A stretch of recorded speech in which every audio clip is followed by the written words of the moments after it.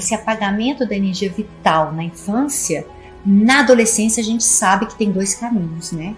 Ou agressividade para fora, então vem essa fúria toda destruindo, ou essa agressividade para dentro com autodestruição. Porque quando a gente é um pai carpinteiro, a gente desenha, projeta o filho que a gente deseja ter, e a partir desse projeto a gente talha, a gente molda, a gente faz com que esse material se torne aquilo que a gente deseja que ele seja. E agora a gente vai ter que ter um olhar de pais jardineiros que regam, adubam, cuidam, mas não sabem quando é que vai florescer, qual a cor dessa flor, qual o sabor desse fruto. E jamais vai acreditar que se não florescer, se não vierem os frutos, que é culpa daquela planta. Reflete muito a fragilidade do adulto. Eu vejo uma criança com o cérebro que ainda não está completamente maduro versus um adulto que já tem o cérebro completamente maduro e esse adulto tadinho, tá nas mãos dessa criança. Ai, sendo maquiavelicamente manipulado por ele. Eu vejo que a gente é muito frágil nesse sentido. E a gente precisa mesmo começar a mudar nossas ideias adultistas em relação às crianças. Cheguei ao mundo através de uma mãe de 15 anos de idade, num lugar onde eu nem reconhecia e demorei muito tempo para reconhecer o quanto que havia uma dor e o quanto essa dor estruturou a pessoa que se refugiou no esporte, que precisava ser muito forte muito cedo, que precisou lutar por muita coisa, e ao mesmo tempo que eu tinha orgulho dessa pessoa, eu demorei muito tempo para me dar conta o quanto isso que eu admirava também me feria muito e feria as pessoas que eu amava. Da pessoa muito forte, me tornei uma professora muito forte, uma atleta de destaque, e fui atravessada pela maternidade e pelo um olhar muito mais amplo de desaprender tudo que eu sabia como professora, tudo que eu acreditava. E a Catarina veio de um lugar muito desejado, muito amoroso, e eu ainda demorei anos para perceber o quanto a minha força me desconectava da imensa sensibilidade que ela trazia para o meu mundo. Eu me via na sensibilidade dela, uma sensibilidade que eu quase tinha jogado à sombra e eu desvalorizava. E por anos só via essa força, essa rigidez. Eu era a professora que amava a Super Nanny, que reproduzia aquilo em sala de aula, que nem sequer imaginava que aquilo fosse uma violência ou um desrespeito. Não via o quanto de violenta eu era e o quanto de violência eu vivi. E foi só nesse caminho de acolher a criança que eu fui que hoje eu consigo enxergar crianças por onde eu vou. Com adultos que eu me relaciono, com pais que eu recebo, a minha criança ainda ferindo quem eu amo constantemente. E no lugar de tentar soltar a força e começar a colocar o acolhimento, a minha filha vem e abraça a minha humanidade, potencializa todo esse amor que eu espero e busco constantemente transbordar para o mundo. Se permite ir lá no fundo, é como se eu estivesse mergulhando num mar assim escuro, escuro, e cada vez fica mais escuro, assustador, mais silencioso. Mas chega uma hora que eu vou bater o pé no chão. E a hora que eu bato o pé no chão e que eu me permito sentir, é justamente esse contato com essa terra firme que me joga para cima de novo. E eu venho com muito mais potência, porque eu vivi esse mergulho.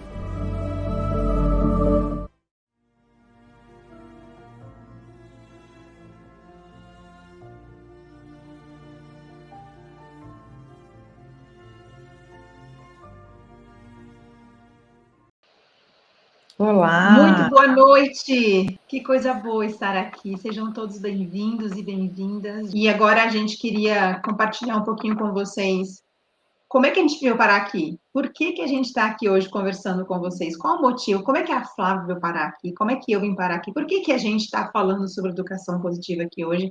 E vocês viram um trechinho da Flávia contando sobre a infância dela, contando um pouco sobre como a maternidade atravessou a vida dela. E eu queria te perguntar, Flávia, você quer adicionar mais alguma coisa sobre o teu relato? Você queria falar mais alguma coisa sobre a tua história aqui? Eu acho que todos vocês que viram um pouquinho do documentário, viram a história de todas nós, sabem que todas nós estamos constantemente trilhando essa trajetória maravilhosa que é começar a viver e transbordar a educação positiva. E a Maia não fazia parte da escola ainda quando a gente construiu o documentário, e agora vocês sabem um pouquinho da minha história, e vocês sabem o quanto a gente dividiu com tanta honestidade, tanto coração lá no documentário, e agora eu acho que a Maia pode aqui nos contar um pouquinho de como você chegou aqui, né, Maia? Uma pequena linha do tempo, gente. Todas essas fotinhas aí, olha só a pequena Maia na primeira foto. Eu venho de uma mãe profundamente traumatizada pela própria infância dela, desconectada de si, assim como um pai também extremamente traumatizado e desconectado de si, tão desconectados de si mesmos que não conseguiram se conectar comigo. Eu não tenho lembrança alguma de afeto, de colo, de carinho. Eu não tenho lembrança de choro sendo acolhido, de medo sendo acolhido. E a educação positiva conseguiu ampliar meu olhar em relação às dores deles, para eu chegar à conclusão, e eu levei muito tempo para chegar a essa conclusão, de que eu nunca fui o problema da desconexão deles para comigo, mas como criança, obviamente, não tinha essa concepção. E o que a criança acha quando o pai, a mãe, os seus adultos cuidadores primários não conseguem se conectar com ela? Que ela tem um defeito, que ela é um problema, que ela é causadora desse distanciamento. E um pai totalmente ausente, que se comunicava somente através do dinheiro. Essa era a única forma que ele conseguia se comunicar e se conectar comigo. E uma mãe que precisou ser internada algumas vezes na psiquiatria por, enfim, questões da saúde mental dela, que, sem dúvida alguma, eu tenho consciência disso, advém de uma infância muito descuidada também que ela passou. E aí eu fui carregando essa responsabilidade de precisar provar o meu valor à minha infância, à minha adolescência, o início da minha vida adulta, porque era só assim que eu podia ser vista na relação com os meus adultos cuidadores. Era tirando nota boa, então meu boletim sempre tinha 9, 10. Eu ganhava dinheiro quando eu tirava notas boas, embora eu tinha facilidade em tirar, então só para vocês verem como que realmente eu era enxergada através da minha performance, né? E pelo fato de eu ter sempre tido essa relação na qual eu precisava me provar, qualquer situação que colocasse em xeque a minha competência era uma situação que me desequilibrava por completo.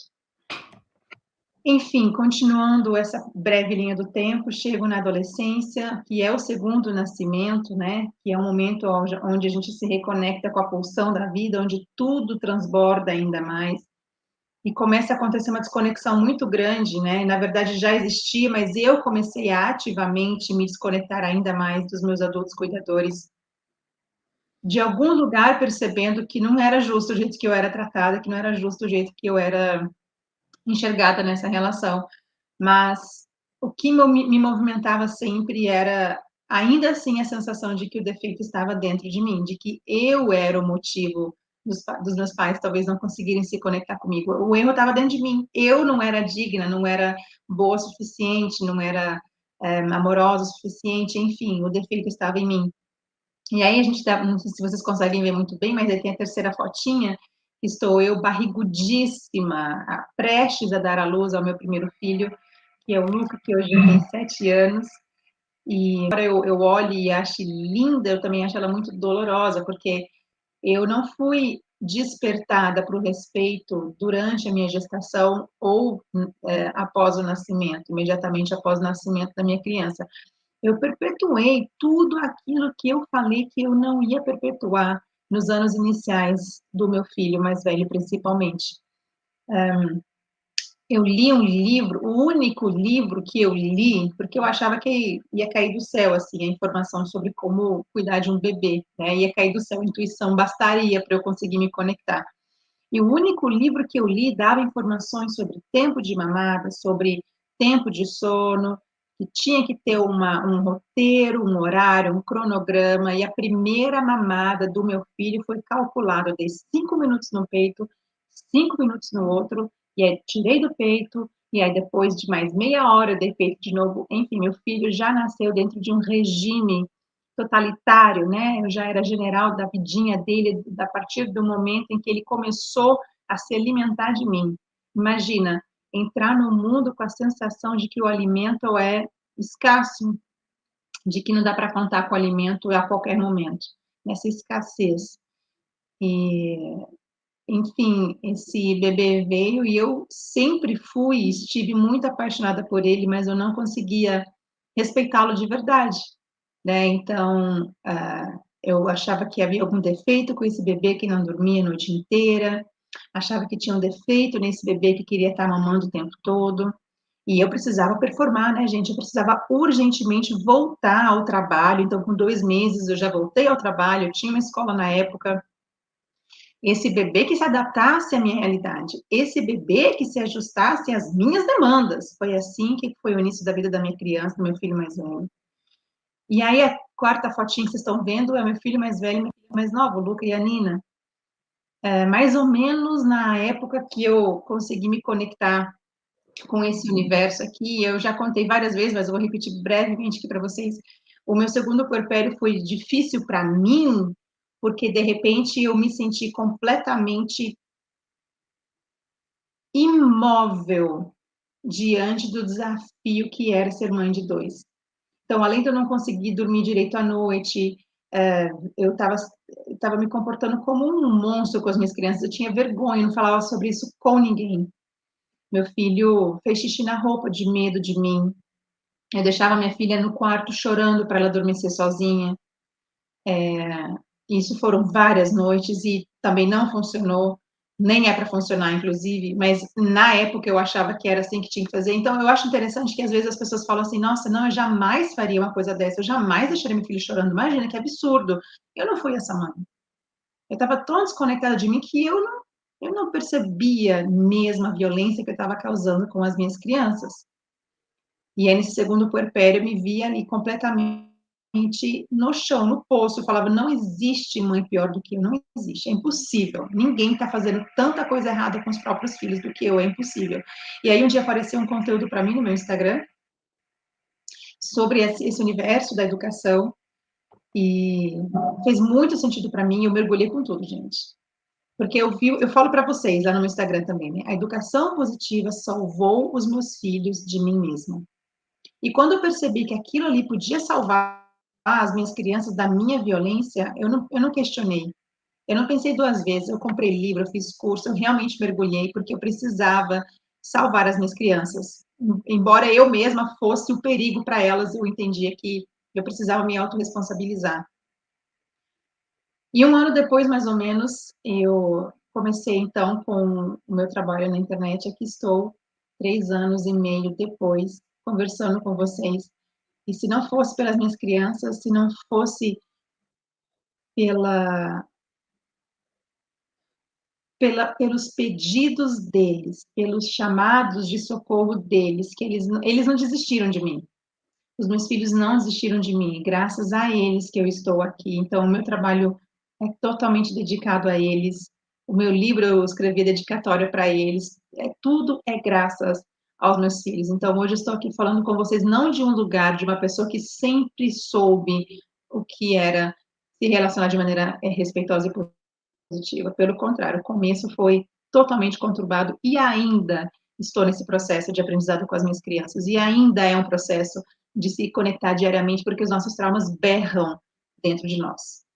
A diferença é que agora, né, Flávia, agora a gente tem mais consciência, pelo menos, do que nos dói, para que a gente consiga fazer diferente com as nossas crianças. Ainda assim que a gente pisa na bola de vez em quando, mas agora a gente consegue fazer uma redução de danos, e é por isso que nós chamamos vocês aqui hoje, porque nós precisamos de muitas pessoas que façam o que aconteceu comigo há 4 anos atrás, que produzam conteúdo, que falem sobre educação positiva, que defendam a infância, porque tem muita gente precisando despertar e serem tiradas da caverna para enxergarem a violência que estão praticando com as próprias crianças. Por isso que o nome dessa aula hoje a gente escolheu com muito carinho para ser criança como caminho de transformação, né, Maia? Às vezes a gente Uhum. acha que a gente vai conseguir fazer totalmente diferente porque foi atravessado por um filho, mas às vezes a mudança são esses pedidos, né? Precisou às vezes a Nina chegar no mundo, precisou outros Uhum. acontecimentos para a gente despertar. Vocês viram no relato da Maia como ela trouxe o que ela fez? Separar a mãe e bebê. Eu ouvi tantos relatos, Maia, de pediatra, de psicólogo, viu, Flávia? Para de mamar porque você está muito magra. Ela não está dormindo no quarto, né? Treinamento de sono eu não fiz. Como você não fez treinamento, mas deixou chorar. A Clarissa disse que fez treinamento, a Lívia fez treinamento. A gente quer mostrar a nossa humanidade para vocês. Eu já pedi perdão para minha filha, porque depois que eu conheci a Ju me mostrou que exatamente, Maia, como você fez quando era criança, que você abriu mão de tanta coisa tua para agradar e performar, a minha filha fez de tudo, inclusive desfraldar com 2 aninhos, e eu achando lindo, Maia. Ela fazendo para me agradar, ó, mamãe, ela vinha com o piniquinho, e eu achando maravilhoso. Eu fiz um treinamento de desfralda da minha filha. A gente, quantos de nós que estamos aqui forçaram a comer, ou eu mesmo já falei, ai, filha, pelo menos mais 5 colherzinhas, aí aquilo sai automático de mim, eu filha, não precisa, como o seu corpo está se sentindo? Então, as crenças estão constantemente em nós, nessa questão de abuso de poder, de sociedade centrada no adulto, que abusa de poder, sociedade patriarcal, e que ela está dentro de nós e que a gente precisa fazer isso que a Maia disse, aprender a acolher, porque os nossos traumas gritam o tempo inteiro quando a gente impõe obediência, quando a gente altera o tom, quando a gente tem essa nossa linguagem não verbal, que só um olhar. Esses dias eu dei um olhar para minha filha, Maia, e ela, mamãe, desculpa. Eu falei, gente, minha filha me pediu desculpa só pela minha expressão corporal e olhar. Eu não precisei falar nada, Maia. E ela me pediu desculpa. Ah, na hora aquilo, sabe? Ai, filha, desculpa o olhar que a mamãe te deu. Foi sem querer, mamãe. Eu falei, a mamãe viu, filha. Foi a dor da mamãe falando. Essas crenças, eu espero que você. Para que vocês façam o movimento defensor da infância, que é acolher, né, Maia? Porque todas nós vamos ver isso constantemente presente em nós. Eu não tenho dúvida que a Maia vê. Acho que uma conversa nossa esses dias, né, Maia? Sim. Flá, as nossas crianças não merecem a gente, assim, do lugar não de nos criticar, né, Maia? Você falou Sim, para mim. da dor que a gente causa, né? Exatamente. De registrar a nossa violência. Aconteceu comigo também recentemente, até contei nos stories para vocês, que o meu filho chegou e falou para mim, mãe, eu tô com fome, mas só se não te incomodar, só se não te cansar muito. Uma criança jamais deveria se preocupar em acomodar como o adulto se sente ou não se sente. E não é uma questão de empatia, porque uma coisa é empatia e compaixão que as crianças têm naturalmente, mas ele estaria disposto a abrir mão de comer para me acomodar. Vocês percebem como essa violência invisível ela é extremamente nociva? E o quanto nós precisamos despertar para a gente realmente conseguir se relacionar com as nossas crianças do jeito que elas merecem da nossa parte. E a Porque, gente preparou desculpa. uns conteúdos aqui muito maravilhosos e eu tenho certeza que muitas chavinhas vão virar. E, inclusive, eu queria pedir para vocês, quando virar uma chavinha, bota o emoji da chavinha no chat. Coloca lá, eita, virou. Eita, virou. Eita, a chavinha virou. Quero ver essas chavinhas virando. É para isso que a gente está aqui. A gente está aqui para despertar os adultos, para que eles se tornem melhores para as próprias crianças.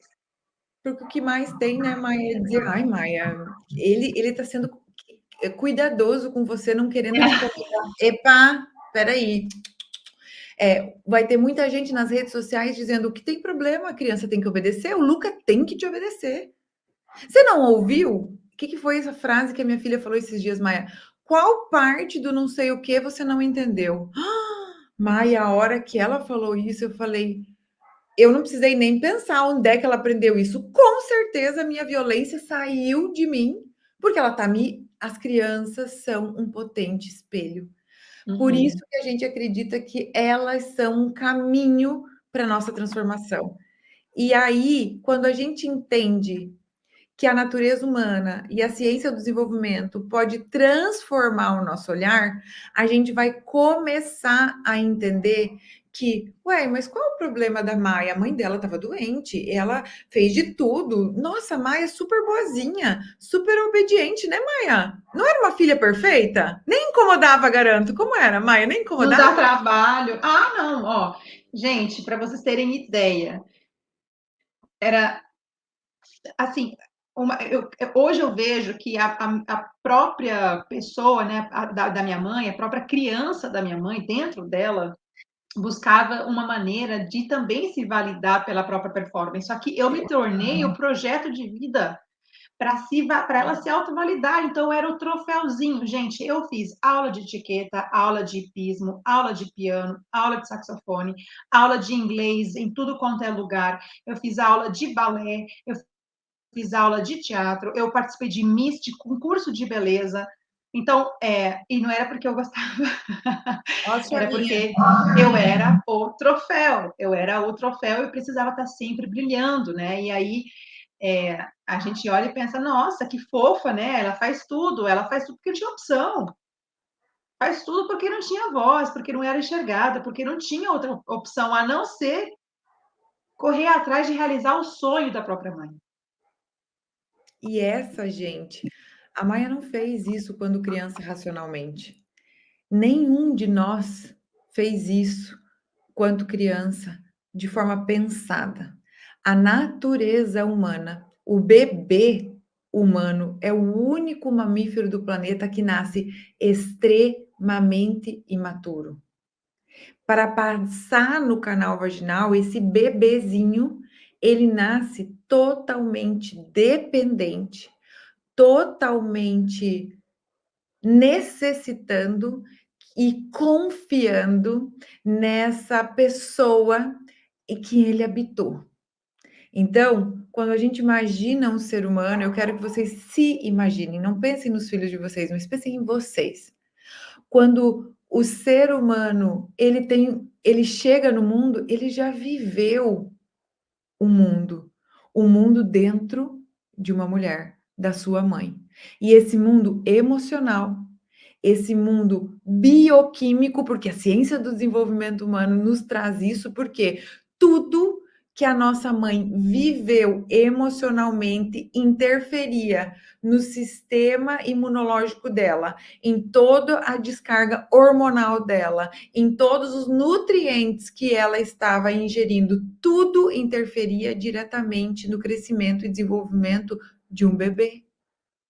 Quando esse bebê chega ao mundo, ele espera o que está registrado na vida dele, na alma dele. Esse bebê não espera dentro do útero para comer, esse bebê não sente frio, esse bebê está protegido, esse bebê se alimenta constantemente, esse bebê está ali ouvindo constantemente o barulho do ritmo, da voz, do coração, do mundo dele, que é essa mãe, vive em constante fusão emocional. Nós, na Escola de Educação Positiva, estudamos constantemente várias teorias, vários estudiosos que trazem para nós o poder e a potência da natureza humana. Esse ser que chega ao mundo, chega totalmente conectado com o que é de mais potente e divino. É um ser humano que chega no mundo bondoso, amoroso, compassivo, confiante. Mesmo que nós tenhamos teorias e mais teorias, que eu e a Maia logo vamos falar para vocês sobre a pedagogia nebulosa, é que a gente entenda que o ser humano, ele está no mundo, e eu penso direto isso, Maia, há bilhões de anos. E a gente tem teorias de 2.000 anos atrás, de 1.000 anos atrás, que quando a gente olha e fala, mas foi sempre assim. O ser humano é filho do pecado. E eu, Maia, quando eu olho para minha filha, quando eu olho para nossa história, eu me nego a achar que a minha filha é filha do pecado. Eu acabei de lembrar, vendo o vídeo, que eu falei, e eu lembro de como a gente estava em casa, de o quanto a gente desejou, e a gente sabe quando, sabe? Que a gente sentiu que, eu acho que eu tô grávida. Amor, eu acho que a gente tá, sabe? E a gente ficava naquela assim, e quando é que a gente conta? E foi de um amor, de uma abundância tão grande, que eu, Flávia, me nego a acreditar que minha filha é filha do pecado. Não é essa crença que faz parte de mim. De olhar para a criança como um ser maquiavélico, manipulador.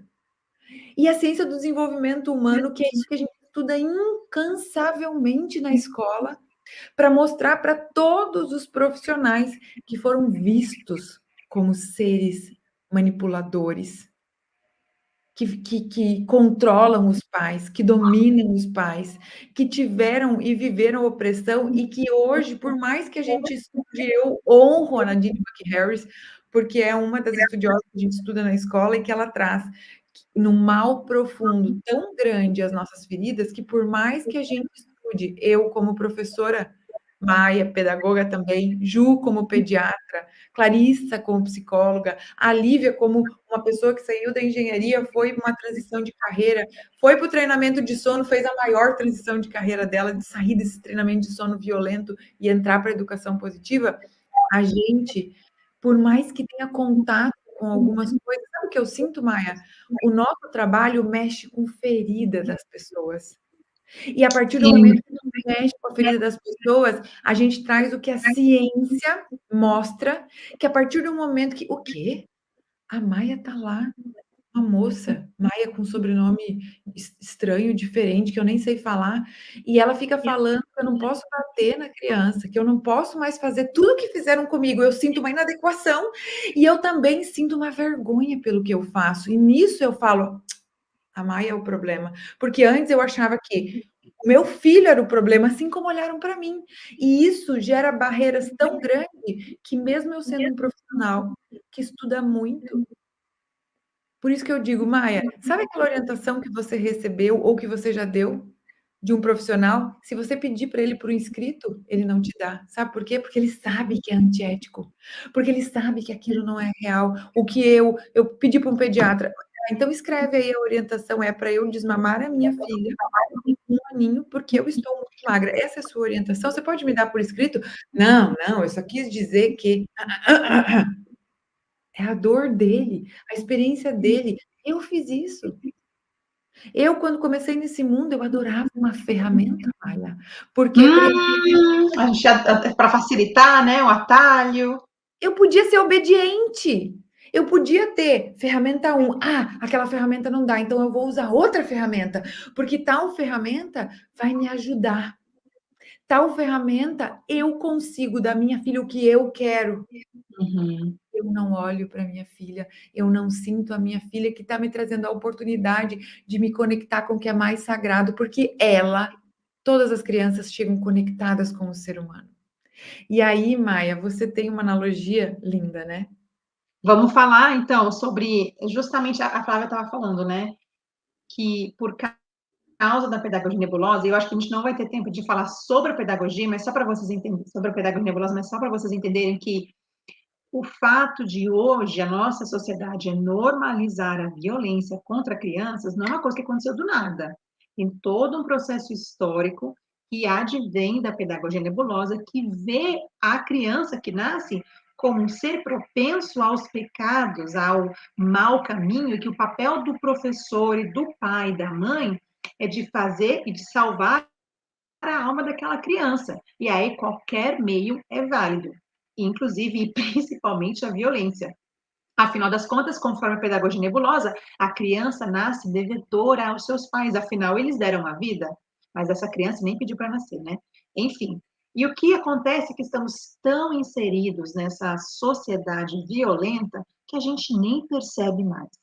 E aí tem essa analogia que é a seguinte. Ô, Maia, desculpe te interromper. Antes de você falar da analogia, uma coisa que eu esqueci de falar, que acho que vai casar muito bem com a tua analogia, é que aí, como nos viram maus, e aqui eu tô vendo alguns comentários, eu queria só lembrar vocês que os reflexos da educação tradicional e de tudo que a gente recebeu, desses olhares que a Maia acabou de dizer, e eu lembro uma frase do do livro e de toda a história da pedagogia nebulosa, que é cortar o mal pela raiz o quanto antes, com controle e com obediência, fazendo com que eles sejam submissos e sim controláveis o quanto mais fáceis. Só que hoje eu queria só lembrar todos vocês que estão assistindo eu e a Maia com o coração mais aberto possível. Você não nasceu controladora, você não nasceu insegura, você não nasceu querendo e buscando a aprovação dos outros, você não nasceu não sabendo dizer não, você não nasceu se sentindo impotente e não sabendo como agir, você não nasceu com falta de amor próprio, você não nasceu com a dignidade tua no chão. Então, isso é um reflexo, e por isso que às vezes o nosso trabalho incomoda, e essa analogia que a Maia vai trazer é só para lembrar todos nós de que a gente pode ampliar o nosso olhar e nos abrir para tudo isso, né, Maia? E nós precisamos, porque nós somos a única espécie na face da Terra que está vivendo para deteriorar a nossa própria espécie. Justamente com esse caminho da violência, a gente está educando as crianças de uma maneira extremamente desrespeitosa, e você não vai ver uma mamãe ursa batendo no seu filhote porque ele, enfim, pulou de um galho que era perigoso. Você não vai ver uma mãe cachorra batendo nos seus filhotes porque eles estão brincando ou fazendo barulho, seja o que for. A gente não vê esse comportamento em outros mamíferos, mas nós, infelizmente, não estamos usando a nossa inteligência que nós temos, porque o nosso cérebro ele é mesmo mais evoluído. Nós não estamos usando todas as nossas habilidades e competências para cuidar dos nossos filhotes como eles precisam ser cuidados. Olha, Maia, duas coisas que eu lembrei. A gente é o único mamífero do planeta que dorme separado da cria. A gente também é um mamífero que está cada vez mais preocupado com os seus próprios pais e não com a cria indefesa. Olha que legal pensar nisso. Você falou, eu lembrei isso. Eu falei, não existe outro mamífero no planeta assim, por conta de crenças. E é importantíssimo que a gente amplie o nosso olhar. A mãe ursa não está preocupada com a mãe dela, está preocupada com os filhotes dela.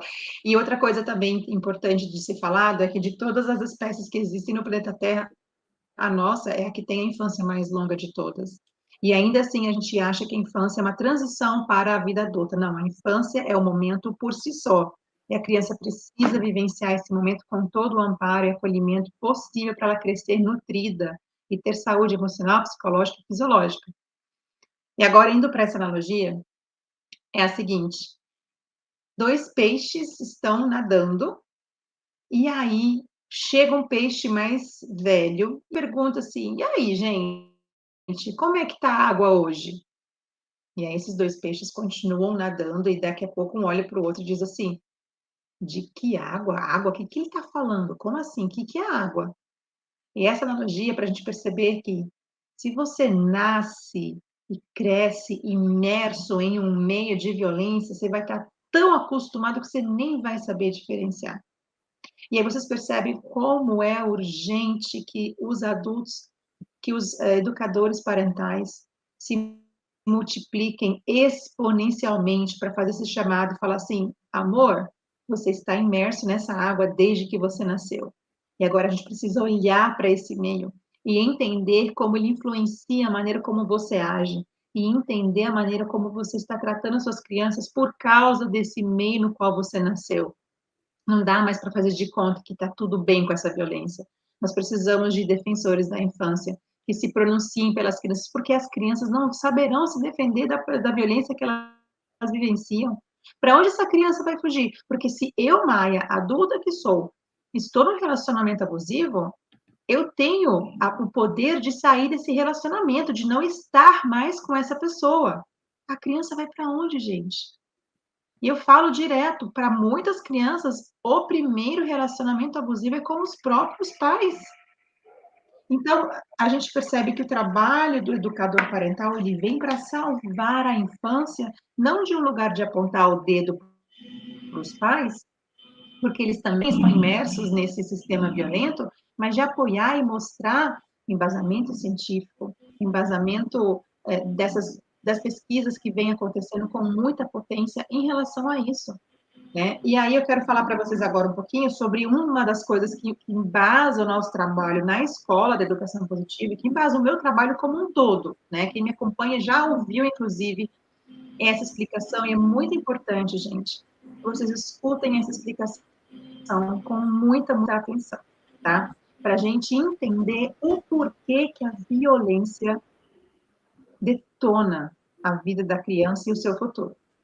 Então, nós temos aqui dois fatores muito importantes, vocês estão vendo também o nome aqui da autenticidade e apego seguro, inclusive essa é uma explicação construída pelo Dr. Gabor Maté, e aqui a gente tem, então, dois fatores muito importantes, eu vou mostrar para vocês, aqui nós temos o apego, e aqui nós temos a autenticidade, eu vou explicar para vocês o que que é. O apego nada mais é do que essa dinâmica que existe entre o adulto, o cuidador primário, né, o pai, a mãe e a sua criança. O que acontece? O apego, ele é imprescindível para a sobrevivência, porque se um recém-nascido nasce e não existe conexão, não existe cuidado, não existe um trabalho do adulto pela criança, ele literalmente corre o risco de morrer.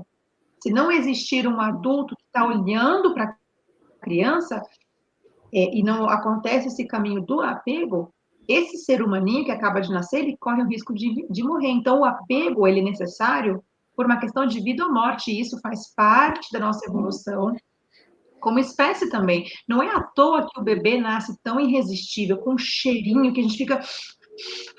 Ai, que cabecinha cheirosa. Pode estar a fralda toda cagada, pode ter gorfado, mas a gente vai...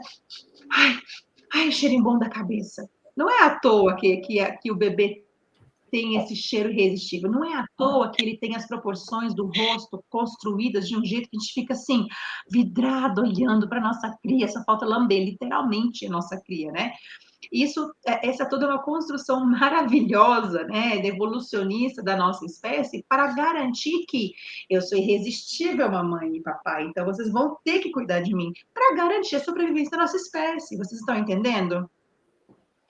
Então, nós temos de um lado, então, esse apego, que é essa dinâmica que garante, de fato, a sobrevivência da nossa espécie, a sobrevivência desse ser humaninho que acaba de nascer.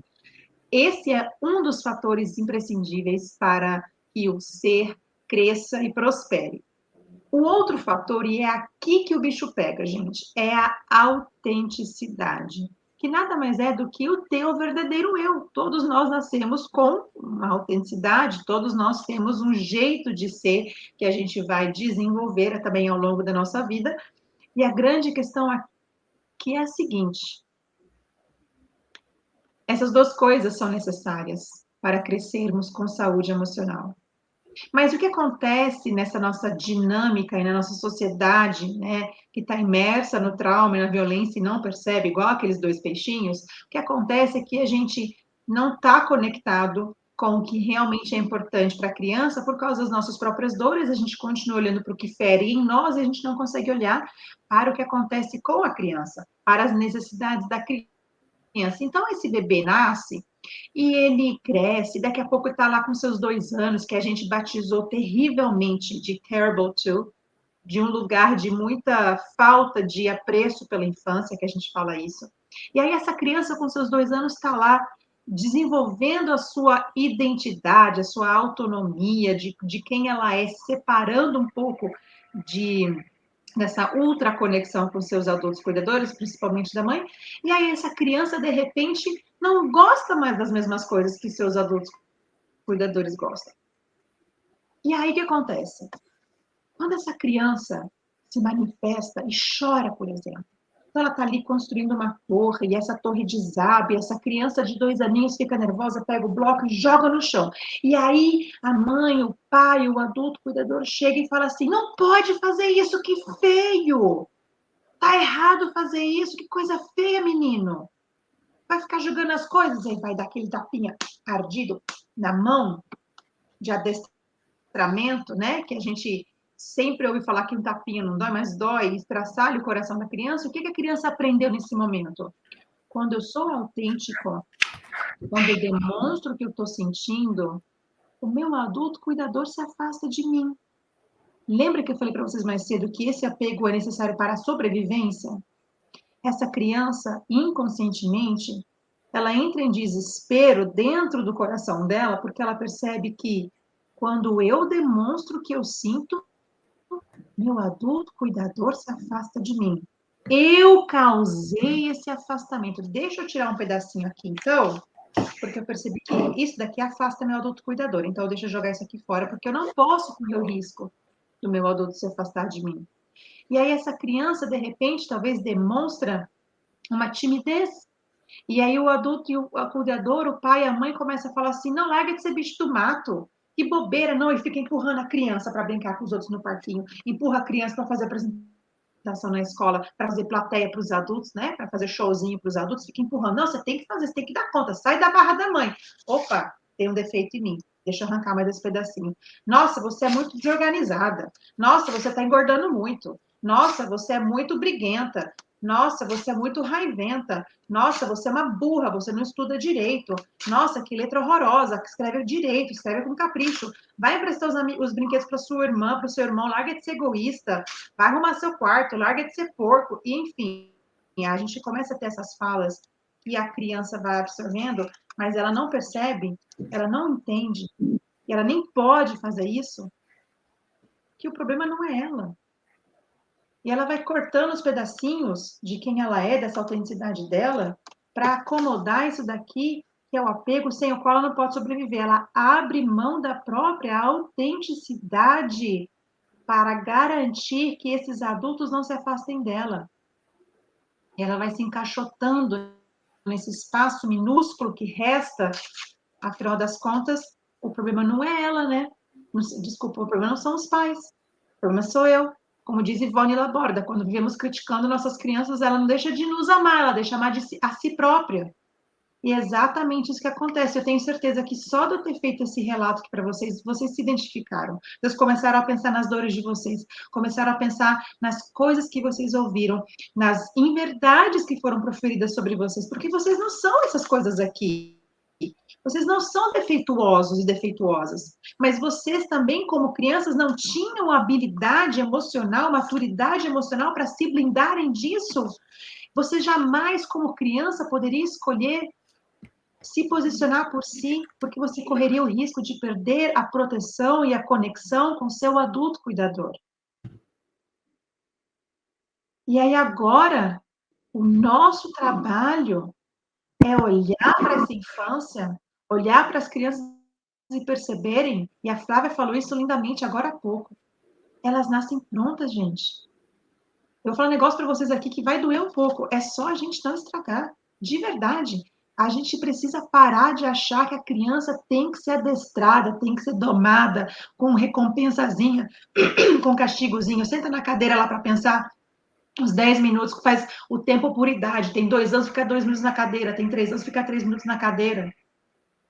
Ou então, de maneira inconsciente, às vezes até porque a gente não tem informação, porque a gente está desconectado por causa dos nossos traumas, e a gente dá gelo na criança.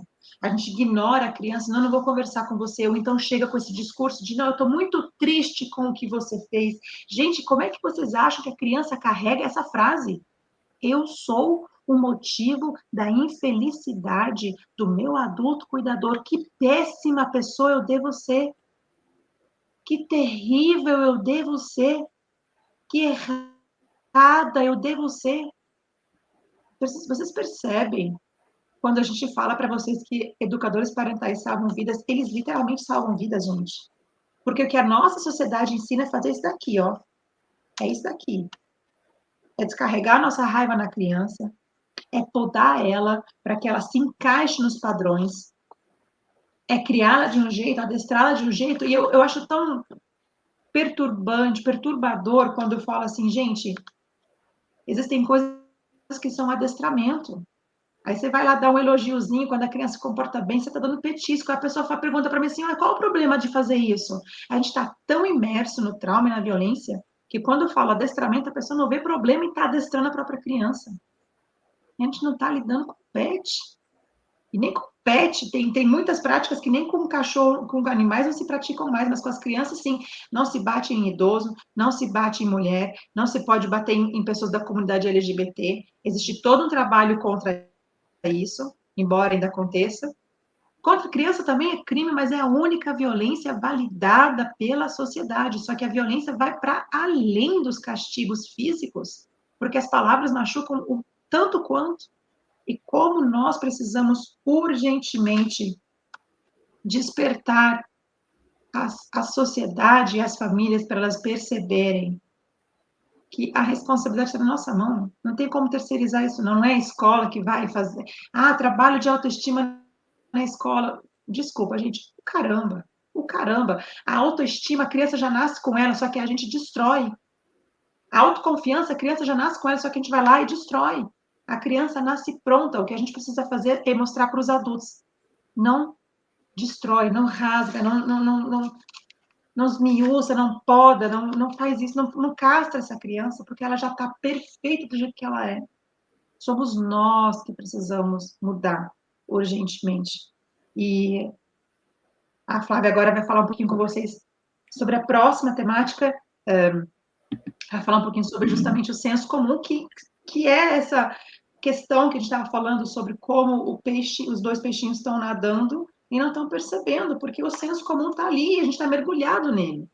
Quantos de vocês, ouvindo a Maia lindamente com essa apresentação, se viu e sentiu o coração rasgando e apertando um pouquinho a cada papelzinho que ela rasgava? Por que será que a gente chega a essa altura do campeonato e vai fazer terapia para dizer quem eu sou, o que eu gosto, qual é a minha paixão? E se eu, como profissional que defendo a infância, não percebo isso, eu quero que vocês pensem comigo e com a Maia aqui agora, quantas orientações, eu vou colocar entre aspas, a gente não recebeu. A gente não recebeu de médico, de fisioterapia, de professor, de escola. Por isso que a gente chama essa semana de defensores da infância. Por isso que é tão importante que todos os profissionais, independente da área, entendam que a primeira coisa que a gente não deve fazer é dizer, Maia, acho que o Luca está precisando de limite. Tá? Porque se você não bater agora, porque eu que tô tão ferido aqui vendo a Maia acolher o menino, ou quando eu acho que ela tem que ser firme, eu me desorganizo. E eu, como profissional, como professora, já fui essa professora violenta. O senso comum é o senso comum que espera que a gente violente criança. O senso comum é o povo todo que defende educação tradicional. Tem muita gente vendendo curso sobre como fazer a criança obedecer, como ter o fim da birra. Birra, só a palavra já. Então, a gente convida vocês a ampliar o olhar e por mais que vocês se sintam sozinhos, cuidado. E aqui eu quero dar um alerta para vocês. Ah, mas na minha família ninguém aprova. Ah, mas eu levo um pediatra que fala isso. Ah, mas a psicóloga disse que não pode dormir na minha cama. Vocês não têm que agradar ninguém. Porque, sabe, até essa coisa... Hoje eu recebi uma mensagem assim, Flávia, ok que vocês falam isso, que vocês falam na escola de educação positiva, mas vocês estão deixando as mães inseguras. Vocês da educação positiva estão deixando as mães culpadas. Porque vocês falam uma coisa e os profissionais falam outra. Amores, parem tudo. E observem os filhos de vocês.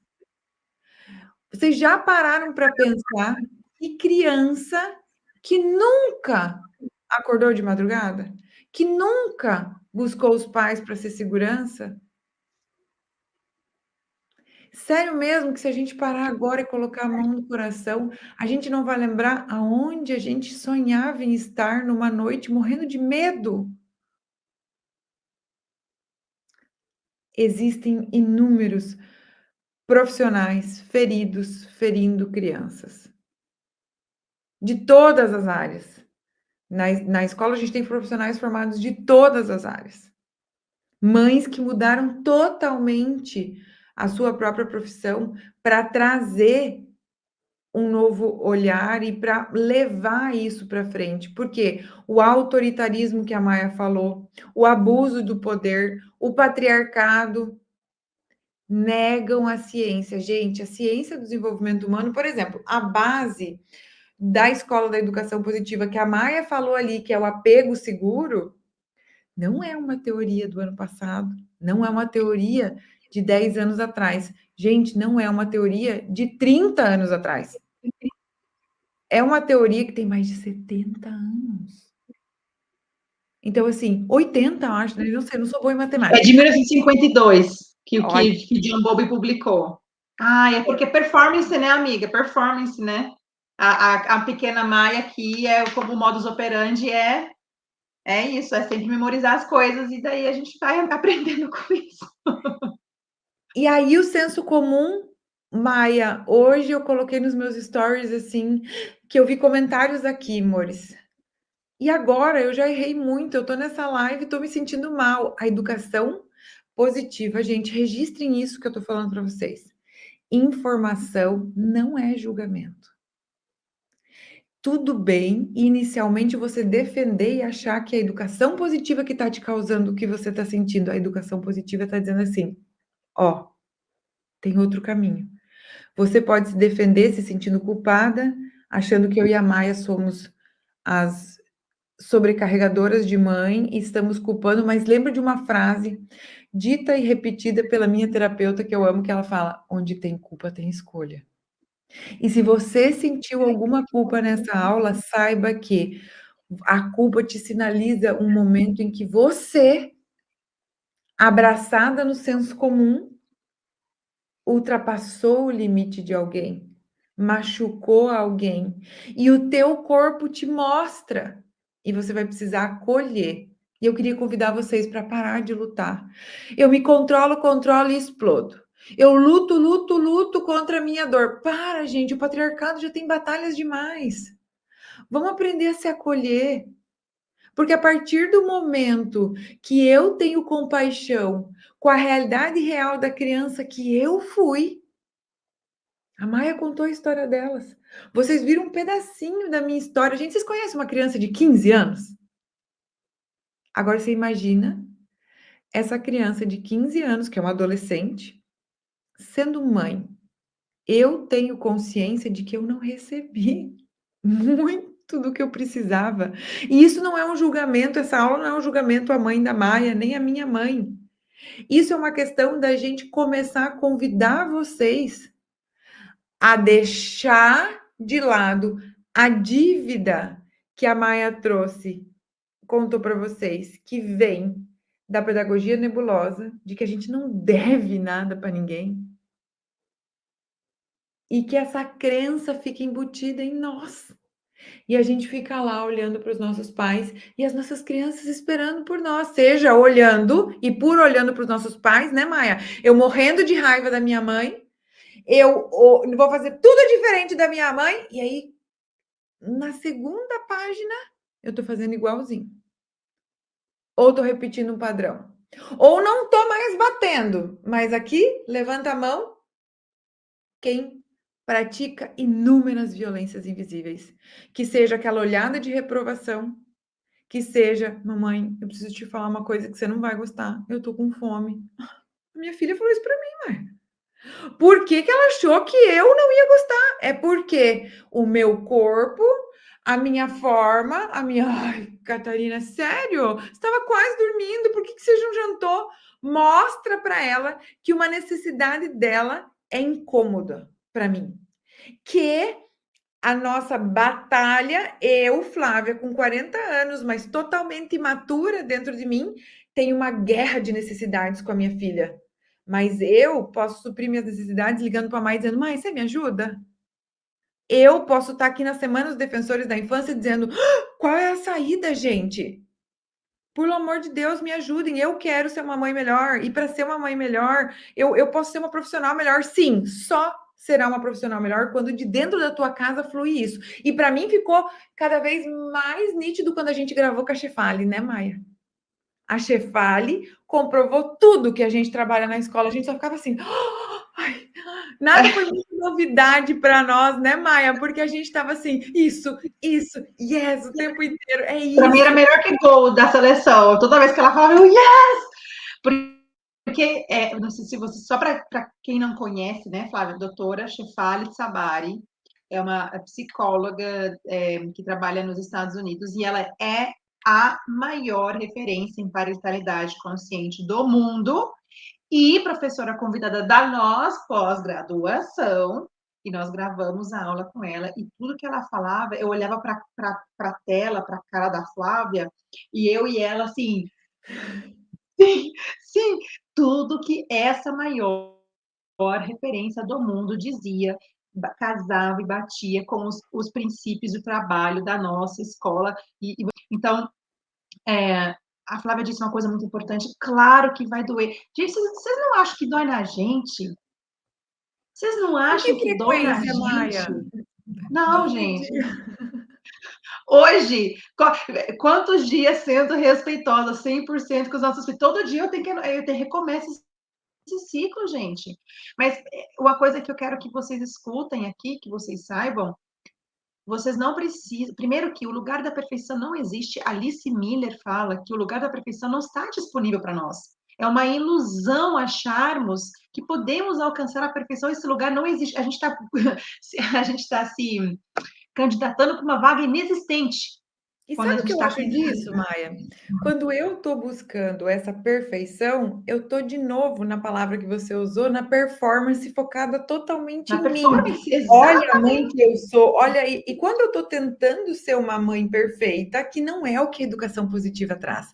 A educação diz, seja humana. Olha para o teu filho e diz, ai, me perdoa, amor.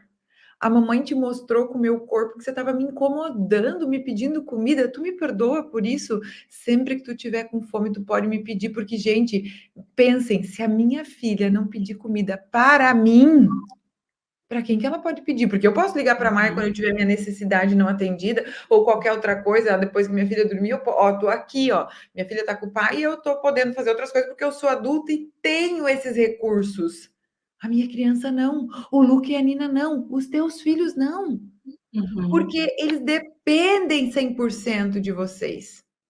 E não é buscando que eles deixem de depender de vocês, é entendendo que a gente precisa dessa dependência com um olhar e um sentir ao outro.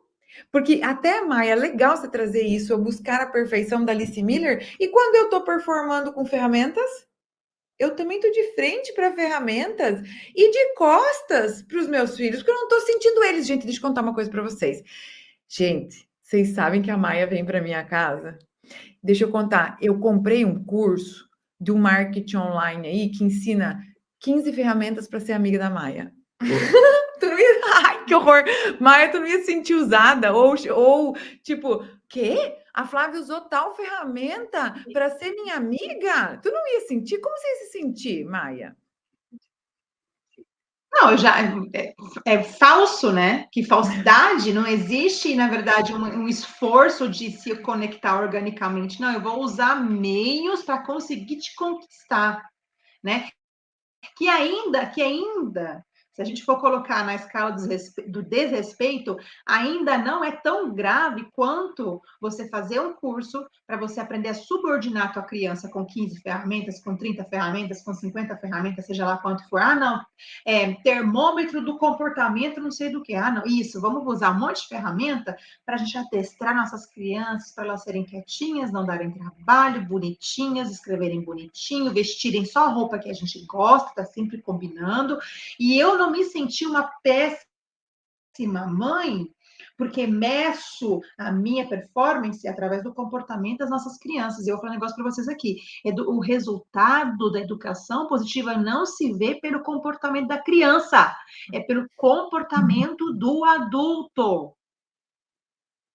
É através do nosso comportamento que a gente vai ver a diferença da educação respeitosa, porque da educação positiva. A educação positiva não é para melhorar a criança, para melhorar a gente. A gente precisa de melhora. A criança está ótima, já nasceu pronta. A gente é que precisa olhar para a criança. E vocês vão perceber que isso é um negócio que a gente vai bater muito na tecla. A gente não é a favor de ferramenta, nós não acreditamos, nós entendemos que são caminhos de violência. Ah, mas não estou batendo. É esse o discurso. Ah, mas não estou gritando. Ah, mas não estou botando a cadeira do pensamento. Mas não é porque você não está fazendo isso que você não está sendo violento ao querer adestrar a tua criança como se fosse um animal de estimação. Então, a gente vai pegar muito com isso, porque o caminho da conexão, ele é orgânico. E sabe o que é o mais impressionante? A criança está esperando por nós de braços abertos. O pior é que a criança não se faz difícil, igual o seu namorado que você precisou lá mandar direct, mandar um monte de mensagem, sair um monte de vezes para vocês ficarem juntos, né? Não faz de difícil. Eles, né? Quando a gente ficava ali com os namoricos, né? Ficava esse jogo de se fazer difícil. Com a criança não tem isso. Ela está pronta para nos receber. Ela quer se conectar. E não é nem uma questão de querer, porque é uma questão biológica. O filhote busca pertencimento do seu cuidador. Ponto final. É biológico, gente. Então, se a gente não desperta para a violência das ferramentas, como é que eu faço para esse filhote se comportar do jeito que eu espero?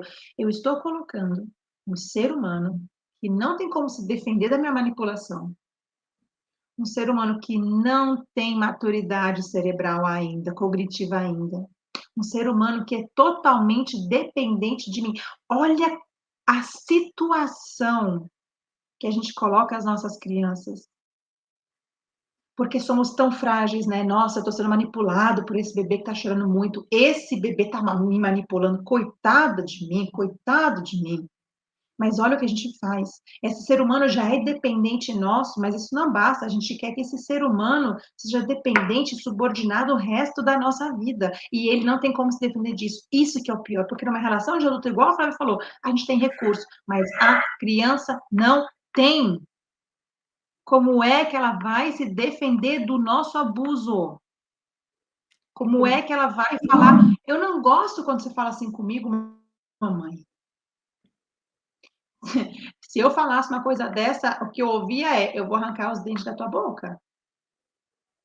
Vocês percebem a discrepância? Eu, que sou grande, forte, preciso provar isso para esse ser humano pequeno que está na minha frente, como se ele não já percebesse que você é. Quão frágeis somos nós de precisar provar para as nossas crianças: porque eu sou maior do que você, mais velho. Quão frágeis somos nós de precisar entrar numa disputa de poder com um ser humano que não tem a mesma maturidade que nós, que não tem habilidade cognitiva e que, além de tudo, depende da gente. É um jogo muito sujo e injusto que estamos fazendo com as nossas crianças. E esse senso comum de tudo que a Maia falou, pense, como essa pessoa que está sempre se submetendo a nós vai ser um adulto autorresponsável, que se autorregula, que tem um olhar compassivo para o outro se ele nunca recebeu. Então, é importantíssimo que a gente entenda que todo comportamento das crianças é comunicação. Então, meu filho tá não sei o quê, meu filho tá assado, e assim, gente, do mesmo time que vem de ferramenta, vem o time que, Maia, 5 passos para você conseguir colaboração das crianças. Gente, deixa eu falar uma coisa para vocês. A ciência já comprova. A gente tem um dos mestres para nós na escola, que é o Jesper Juhu, e ele fala repetidas vezes que se todo comportamento é comunicação, as crianças cooperam o tempo inteiro, de forma direta ou de forma indireta. Deixa eu dar um exemplo. A minha filha está cooperando comigo, me mostrando: mamãe, desculpa eu te incomodar, você não vai gostar, mas eu tô com muita fome. Ela está cooperando comigo, me mostrando que, mamãe, você está sendo abusiva. Você está me deixando com medo de fazer eu perder o seu amor. A criança que está, por exemplo, um outro exemplo de uma cooperação indireta, a criança que está o tempo inteiro teimando, se opondo, resistindo. É uma criança que está mostrando: ei, vocês não estão me olhando, vocês estão ferindo a minha dignidade. Como também tem o oposto. Aquela criança boazinha, obediente, você fala: você quer pizza? Gente, esses dias eu vi isso. Você vai querer pizza? Aham, qual sabor? A criança tinha uns 10 anos, gente. Ela não foi capaz de dizer qual o sabor de pizza que ela queria. Por quê? Quando que essa criança deve ter podido escolher? Quando que essa criança tinha voz? Então entendam, criança coopera o tempo inteiro, por isso que o comportamento delas é sempre comunicação para nós, para olhar e dizer: eu acho que eu estou abusando de poder, ela está abrindo mão de quem ela é para me agradar. Ou ela está o tempo inteiro lutando de que eu estou passando por cima dela. E, gente, geralmente somos nós os abusivos por causa dessa cultura que eu e a Maia apresentamos para vocês. E a gente quer mostrar para vocês que isso é totalmente possível.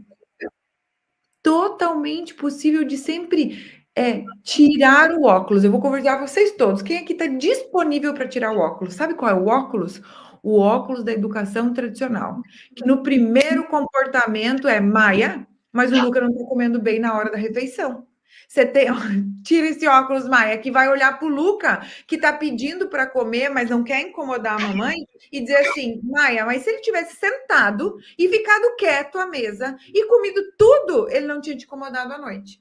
Esse óculos da educação tradicional é o que olha para as crianças como esse comportamento está errado.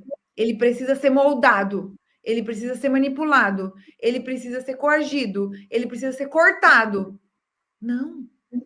Quando a gente tira esse óculos da educação tradicional, a gente olha para todo o comportamento e diz: que reflexo desse meio, que fase de desenvolvimento, que maturidade cerebral que eu não sei, o que eu preciso aprender sobre esse adolescente, sobre essa criança, como principalmente, gente, como está a qualidade das nossas relações.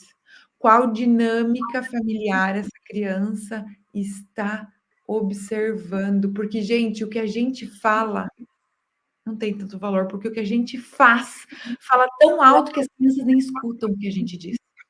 Porque o que a gente faz, como eu estou me relacionando com a Maia, como eu estou falando no telefone, como eu relaciono com meu marido, essa criança está vendo tudo. E às vezes a dinâmica e o comportamento dela que ela traz vem daí, muitas vezes vem daí. Da imaturidade, do desenvolvimento. Por isso que a gente precisa muito ampliar o nosso olhar. A gente está em constante evolução, não do lugar de se chicotear, mas de um lugar de uau, isso, realmente, eu achei tão lindo uma vez a Lívia falando bem assim, que ela foi cobrada, sabe, uma amiga dela falou assim: mas Lívia, você não me ensinou isso há 4 anos atrás. Ai, e eu vi a Lívia falando: me perdoa, amiga, realmente, fica feliz por mim, por eu ter evoluído, e o que eu posso fazer para te ajudar agora, porque sim, eu acreditava naquilo 4 anos atrás. A educação positiva traz a nossa humanidade, traz a nossa humanidade para a qualidade dessas relações, porque quem fica nessas manipulações pode ter certeza, olhem para os relacionamentos de vocês hoje. Sério que a gente tem relacionamento com vínculos, com honestidade, onde você pode ser você? Da onde você acha que veio isso? A nossa primeira relação é a relação que vai ser referência para o resto da vida, e por isso que a gente traz teorias, que são os 4 pilares da Escola da Educação Positiva, do apego seguro, da inteligência emocional e da criança interior, da ciência do desenvolvimento humano e desse desenho original do ser humano, que está para servir as nossas crianças, que a gente fala tão constantemente, né, Maia, que elas são o nosso futuro. Como é que nós estamos tratando o nosso futuro? E para mostrar para vocês que isso é realmente possível, eu quero dizer para vocês, que eu vou mostrar um vídeo para vocês aqui rapidinho.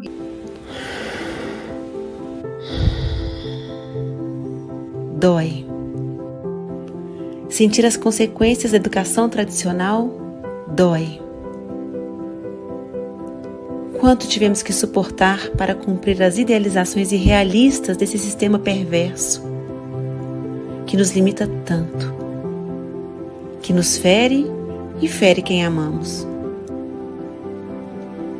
Olhar de frente para tudo isso não é tarefa fácil. Assumir nossa vulnerabilidade é desafiador, por vezes solitário. E a gente ama ter essa rede de defensores da infância crescendo cada vez mais, porque só de você estar aqui hoje, eu já imagino o coraçãozinho de crianças sendo olhadas com mais compaixão, com mais amorosidade, com mais bons olhos. Porque o filho de vocês está dando o melhor que ele pode, com a habilidade que eles possuem. Não esqueçam disso. Saiam daqui hoje sabendo que essas crianças estão assim, ó. Por mais que o comportamento delas às vezes não mostre, elas estão sedentas e esperando desesperadamente pelo amor de vocês, porque dele elas precisam para sobreviver. Exatamente. Queridos e queridas, muito obrigada pela participação de vocês. Beijo, um abraço, obrigada pela confiança, obrigada por assistirem o que nós temos para compartilhar com vocês. É isso, espero que vocês estejam saindo assim alimentados, assim cheios aqui dentro, tipo, uau, muita coisa para digerir, deixa decantar isso tudo. Um forte beijo, Flá, foi maravilhoso fazer isso com você, obrigada, viu? Amo vocês, obrigada, gente. Tchau, tchau. Esperamos vocês lá no Instagram da escola. Até mais. Tchau, gente, obrigada.